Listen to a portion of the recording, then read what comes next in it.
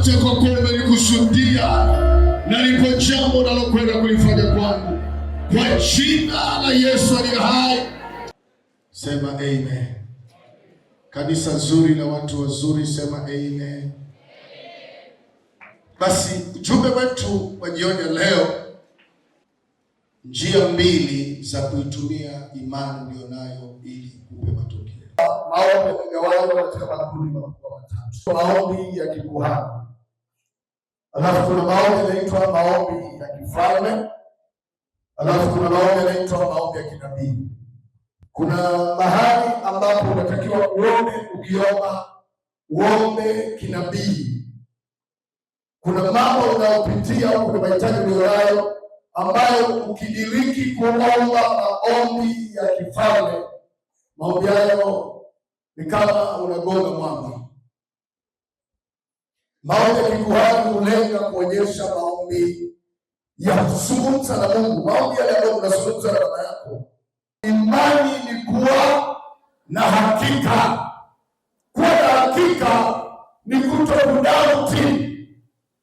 Imani ni kuwa na hakika. Kuwa na hakika ni kutokudauti, kwa maana ya kwamba imani ni kutokuwa mashaka. Kwa lugha nyepesi tunasema imani ni kutokuwa mashaka. Imani ni msimamo thabiti usioyumbishwa. Imani imetofautiana viwango. So we have a different capacity of faith. We have a different capacity of faith. Wanasifesa kwa viumbe hai. Imani huwa inazaliwa, imani huwa inanyonya. Hao wanasema mnahitaji maziwa yasiyogoshiwa ili muweze kuukulia wokovu, ili imani yenu iweze kusogea. Imani huwa inazaliwa alafu huwa inanyonya. Ukisoma kitabu kile cha waraka wa kwanza wa Petro, soma ili kwamba kujaribiwa kwa imani yenu ambayo ina thamani kubwa kuliko dhahabu. Biblia inasema kujaribiwa kwa imani yenu ambayo inatamasa, na kama kuchukua neno thamani kubwa kuliko dhahabu. Kama nikwambia imani ni thamani isiyopimwa na dhahabu. Warumi sura ya 10, nianze na mstari wa 5. Nasoma pale kwa jina la Yesu. Biblia inasema Musa aliandika juu ya haki itokayo kwa sheria.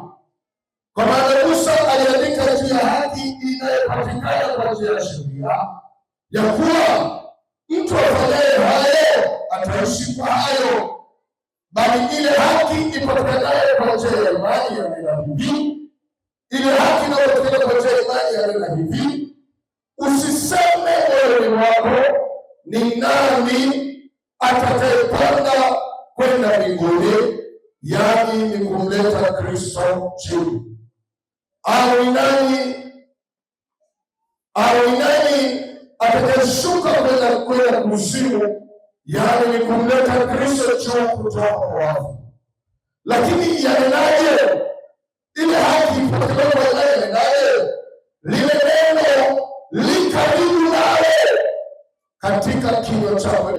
Lile neno li karibu nawe katika kinywa chako. Unapiga mstari kwenye kinywa chako na katika moyo wako, piga mstari katika moyo wako, yaani lile neno la imani tulihubiriwa. Mstari wa 9, kwa sababu ukimkiri Yesu kwa kinywa chako ya kuwa ni Bwana na kuamini moyoni wako ya kuwa Mungu amemfufua katika wafu, utaokoka. Kwa maana kwa moyo, hebu sema kwa moyo. Wote tuseme kwa moyo, sema kwa moyo. Kwa moyo mtu huamini hata kupata haki, na kwa kinywa ukiri hata kupata wokovu. Na mambo mawili ambayo yametamkwa pale katika maandiko haya, ambayo ni njia mbili kubwa za kuitumia imani yako ili kuleta matokeo. Biblia inasoma ina maagano ndani yake. Kuna maagano ambayo tunaita maagano madogo ndani yake. Ndani ya Biblia hii kuna maagano makubwa mawili, ambayo ya kwanza inaitwa Agano la Kale, hayo ndio maagano makubwa yanayoitwa makubwa, kwa sababu maagano jumuiya ya watu wote. Agano la kwanza linaitwa agano la kale, agano la pili linaitwa agano jipya. Na haya maagano yamefasiriwa vizuri sana na Paulo katika kitabu cha Wagalatia sura ya 4 mstari wa 21. Lakini pia anafananisha na milima, anasema agano la kwanza linatoka mlima Sinai, agano la pili linatoka mlima wa Golgotha. Maagano haya mawili, moja linaitwa agano la sheria au Torati, agano la pili linaitwa agano la neema. Kwa moyo wangu nimeamini, sema kwa moyo wangu nimeamini, sitakufa. Sema hata kama madaktari wamesema, hata kama madaktari wanaongea nini, ninajiapisha kwa imani yangu ya kwamba sitakufa. Kama ilivyoandikwa, mwenye haki ataishi kwa imani yake. Kwa jina la Yesu nitaishi kwa imani, wala sitakufa. Bwana Yesu, jioni ya leo nisaidie kutembea na hatua hizi mbili, nisaidie kutembea na hatua mbili za kiimani. Nimekwambia imani ni msimamo, nimekwambia imani ni nguvu, imani ni msimamo usioyumbishwa, imani ni msimamo usioyumbishwa, imani ni msimamo, imani ni msimamo, imani ni msimamo. Hebu simamia msimamo wako, simamia msimamo ulionao. Amandala masaya, likandala masaya, likondoya makaya, na makaya masaya, na makaya masaya. Katika Yesu ya tutoe imani katika jina la Yesu ya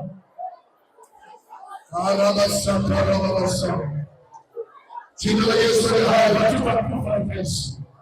Hebu piga kelele, sema nitaweka alama, nitaacha alama katika dunia hii. Kwa msaada wa Bwana nitaweka alama, kwa msaada wa Bwana sitakufa, kwa msaada wa Bwana nitaishi, kwa msaada wa Bwana nitatenda makuu, kwa msaada wa Bwana nitatenda makuu, kwa msaada wa Bwana nitashinda vita, kwa msaada wa Bwana tunaruka kuta, kwa msaada wa Bwana tunaruka vizuizi vya maadui, kwa msaada wa Bwana tunategwa mitego, kwa msaada wa Bwana tunaenea, kwa msaada wa Bwana tunapangwa nawa, tunapangwa nawa, tunapangwa nawa za tai, tunapangwa uwezo wa Roho. Oh my God, my God. Alama, wadani wasete, likanarama, inandani wasaya, wachini wa Yesu ya, inuka mwangaze, mama wa za tai, tunapangwa nawa za Roho, tunapangwa nawa za Roho Mtakatifu, tunainuka tunakwenda, tukua. Imani ni mambo mawili, imani ni mambo mawili, imani ni kuamini na kuchukua hatua, imani ni kuamini na kuchukua hatua, chukua hatua zinazoendana na imani. Katika Yesu ya